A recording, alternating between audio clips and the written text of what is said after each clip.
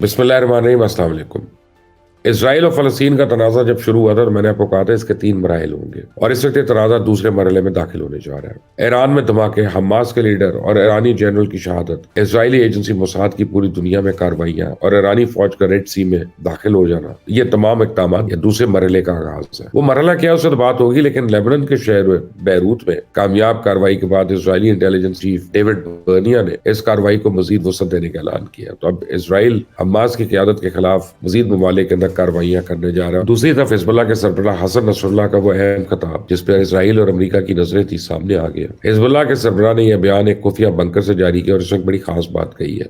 लेकिन इससे पहले कि इसको आगे बढ़ाएंगे, इससे बात करूं, आपसे मेरी रिक्वेस्ट है कि इस चैनल को सब्सक्राइब करिएगा, बेल आइकॉन को प्रेस करें और ताकि मजीद अपडेट्स भी आपको मिलती रहेंगी। बहरहाल हसन नसरुल्लाह का वो अहम खिताब जिस इसराइल की दोनों की नजरें थी, सामने आ गया और हिजबुल्लाह के सरबराह ने यह बयान एक खुफिया बंकर से जारी किया और जनरल सुलेमानी की शहादत की 4वीं बरसी पर अपने खिताब में उन्होंने कहा कि अगर इसराइल लेबनान के खिलाफ जंग छेड़ता है तो हमारी महदूद जंग का दायरा खत्म हो जाएगा, यानी हमारी लड़ाई की ना कोई हद होगी और फिर ना कोई असूल होगा, फ्री स्टाइल लड़ाई होगी। उन्होंने कहा कि गाजा जंग से इसराइल की ताकत का भरम टूटा है और के वजूद का खतरा लाहक हो गया। हसन नसरुल्लाह ने ईरान में जनरल सुलेमानी की शहादत की 4वीं बरसी पे कब्रिस्तान में होने वाले धमाकों की भी मजम्मत की और ईरान में जनरल कासिम सुलेमानी की बरसी पे होने वाले धमाके ईरान के लिए एक बहुत बड़ा धचका है जिसने ईरान के सिक्योरिटी सिस्टम को हिलाकर रख दिया। तो धमाका उस वक्त हुआ जब जनरल कासिम सुलेमानी की 4वीं बरसी पे मस्जिद के साथ उनकी कब्र के नजदीक इज्तिमा में सैकड़ों अफराद मौजूद थे। उस बाद दीगर होने वाले धमाकों की नौइयत और मवाद से मुतल्लिक ताहाल तो कुछ मालूम नहीं हुआ। बहरहाल धमाकों की आवाजें दूर दूर तक सुनी गई और इज्तिमा में भगदड़ मच गई।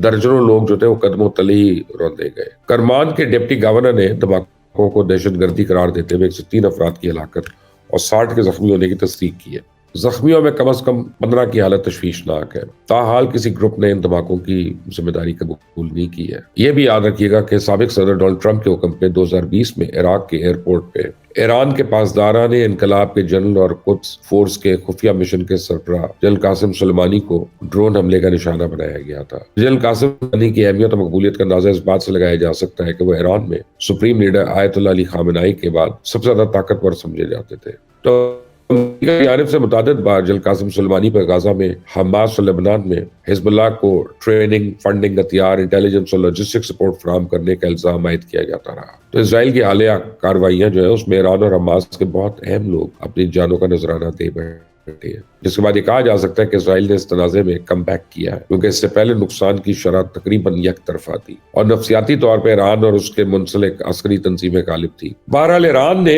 इन हमलों का जिम्मेदार किसी को नहीं ठहराया और ना ही अभी तक किसी ने इन हमलों की जिम्मेदारी कबूल की है, लेकिन अमेरिका की तरफ से एक बड़ा हैरान कुन बयान आया जो आइंदा होने वाले बहुत इकदाम की तरफ इशारा करता है। अमेरिकन महकमा खारजा के तर्जुमान यानी मैथ्यू मिलर ने मीडिया ब्रीफिंग में कहा कि ईरान समेत खत्ते का कोई भी मुल्क या ग्रुप मौजूदा सूरत हाल का फायदा उठाकर इसराइल के खिलाफ कार्रवाई करने से कबल 2 मरतबा सोचे और ईरान के पास इसराइल के खिलाफ कार्रवाई करने का कोई जवाब नहीं है। तो तर्जुमान ने मजीद कहा कि ईरान में धमाकों में अमेरिका या इसराइल मुलविस नहीं और इस तरह के तमाम इल्जाम को मुस्तरद करते हैं। तो पहली बात तो यह है कि अमेरिका बयान से यह लग रहा है कि ईरान और इसराइल के खिलाफ कोई ना कोई कार्रवाई तो लाजमी करने जा रहा है, लेकिन अब की बार ईरान को वाकई सोचना पड़ेगा। वैसे तो ईरान ने दुनिया में जब भी कोई मौकफ लिया तो नताइज से बेपरवाह होकर लिया है, लेकिन ईरान के अंदर इतनी बड़ी कार्रवाई का हो जाना बहुत से सवालात को जन्म देता है। जबकि दूसरी तरफ हिजबुल्लाह की धमकी है और धमकी के बावजूद इसराइल ने लेबनान के ऊपर एक और बड़ा हमला कर दिया।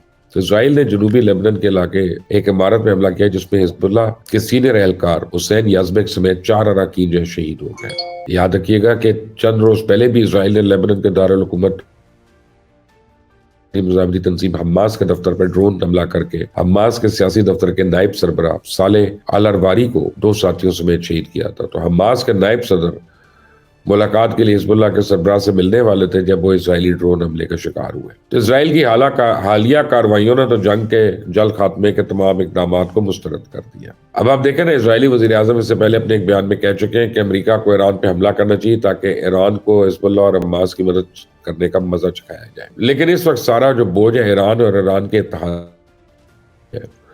7 अक्टूबर के बाद लेकर अब तक इसराइल के खिलाफ जितनी भी कार्रवाइयां हुई है, इसराइल ने इन सब का हिसाब तकरीबन बराबर कर दिया। तो इस वक्त चाइना और रशिया के किरदार में बड़ी अहमियत है क्योंकि रशिया और चाइना ईरानी सालमियत को अपनी सालमियत करार दे चुके हैं اور اس وقت ایرانی سالمیت کو نشانہ بنانے کا آغاز ہو چکا ہے۔ اب دیکھنا یہ ہے کہ رشیا اور چائنا ایران کی خاطر کس حد تک آگے جاتے ہیں اور ایران کے ان دو بڑے اتحادیوں کا رد عمل کیا آتا ہے۔ لیکن اس تمام دباؤ کے باوجود بھی ایران اور اس کے منسلک عسکری تنظیمیں اپنی کارروائیاں جاری رکھے ہوئے ایران کی فوج اس وقت ریڈ سی میں داخل ہو چکی ہے اور مسلسل گشت کر رہی ہے۔ تو آپ یوں سمجھیں کہ اس علاقے میں ایک وقت میں امریکی اور ایرانی فوجیں ایک دوسرے سے چند کلومیٹر کے فاصلے پہ ہیں اور کسی وقت بھی ان کا آمنا سامنا ہو سکتا ہے۔ دوسری طرف ایران سے منسلک یمنی حوثی جو ہے انہوں نے اسرائیل جانے والے ایک اور جہاز کو تباہ کر دیا۔ یمنیوں نے ایک بار پھر اپنے عزم کو دہراتے ہوئے کہا کہ غزہ پہ کوئی بھی جہاز اسرائیل نہیں جانے دیں گے۔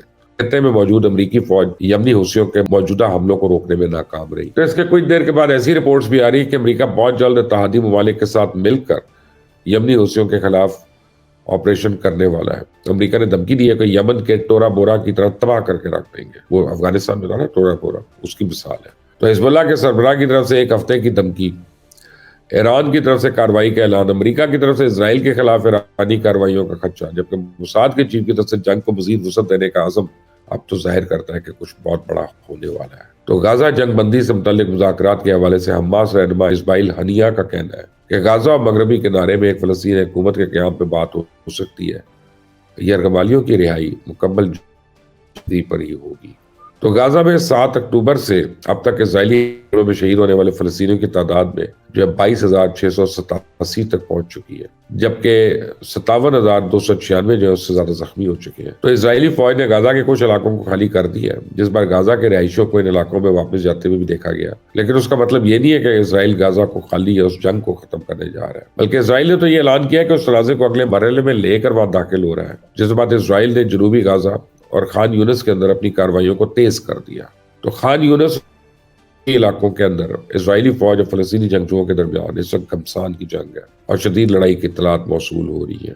تو حالیہ کارروائیوں میں اسرائیلی فوج کو شدید جانی و مالی نقصان بھی اٹھانا پڑا۔ ایک جھڑپ میں 2 اور اسرائیلی یرغمالی بھی مارے جا چکے ہیں۔ تو اپنی تمام تر کارروائیوں کے باوجود اسرائیلی فوج غزہ کا کنٹرول یا فلسطینی عسکری تنظیموں کو توڑنے میں تو ابھی تک کامیاب نہیں ہے۔ اس ویڈیو کو شیئر ضرور کریے گا اپنے تمام فرینڈز کے ساتھ، فیملیز کے ساتھ، تاکہ سب کو پتا چلے کہ خطے میں کیا ہو رہا ہے۔ اللہ تعالیٰ سب کو اپنی ایمان میں رکھے۔ until the next time، اللہ حافظ۔ اپنا گھر ہے، اپنی چھت ہے، اپنی دیواریں ہیں، سارے شیشے بند ہیں، ہیٹر آن ہے، تو تب ہمارا یہ حال ہے۔ ان بیچارے فلسطینیوں کا سوچیں کہ جن کے پاس چھت بھی نہیں ہے، آسمان بھی نہیں ہے، یعنی وہ بھی ان کا نہیں ہے، آسمان سے گولہ بارودی آتا ہے نا، اور دیواریں نہیں ہیں، ٹھنڈی ہوائیں نہیں رک سکتی، اور بچے، چھوٹے چھوٹے بچے ٹٹرتے پھر رہے ہیں، کوئی ماں کی آغوش نہیں ہے، کیونکہ کسی کی ماں چلی گئی، کسی کی اولاد چلی گئی۔